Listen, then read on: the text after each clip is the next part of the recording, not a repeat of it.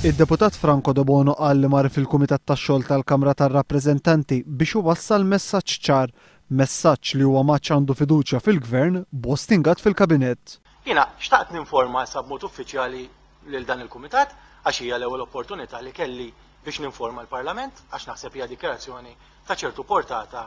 Jiena b'post ingat fil-Kabinett, speċjalment wara di l-iskandlu issa tal-car parks, jiena minix se nappoġġja l-Gvern. Inni li għatta xhur u jiena fil-budget se nivvota kontra l-budget. F'dan l-isfond huwa appella lil kumitat tax-Xogħol tal-Kamra biex qabel jiddiskuti l-iskeda tal-liġijiet jieħu konsiderazzjoni ta' dak li qed fil-Parlament biex bekk ma jintilifx aktar ħin. Jiena naħseb illi dak kollu li qed isir. Jekk ma jidħluhux in konsiderazzjoni id-dikjarazzjoni li għadni kif għamilt jien, inkunu qed ngħixu gidba b'rispett kollu. U naħseb illi il-funzjoni ta' dal-laqgħa tkun superflua. U qal li dan il-pajjiż huwa tagħna lkoll u għalhekk ser jivvota kontra l-Gvern fil-budget.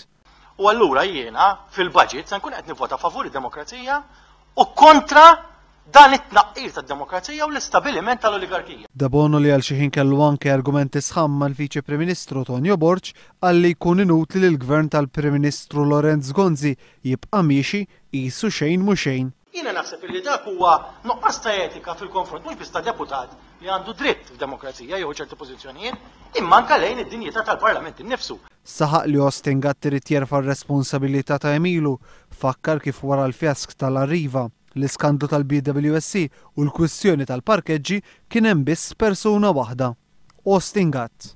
Il-protagonist kien qed ikun dejjem Ostingat. Ġef l-Onorevoli Proġinal għadna ma semmix bismu, però qed jirreferi meta semma l-arroganza m'għandix dubju. Tajjeb, illi l-istess persuna kienet involuta fl-aħħar snin. F'mhux inqas minn żewġ mozzjonijiet fejn waħda minnhom għaddiet bil-vot tal-Ispeaker. Kien dan għal De Bono li waslu għad-deċiżjoni li emenda l-mozzjoni tal-Oppożizzjoni f'waħda ta' sfiduċja fil-Ministru Ostingat.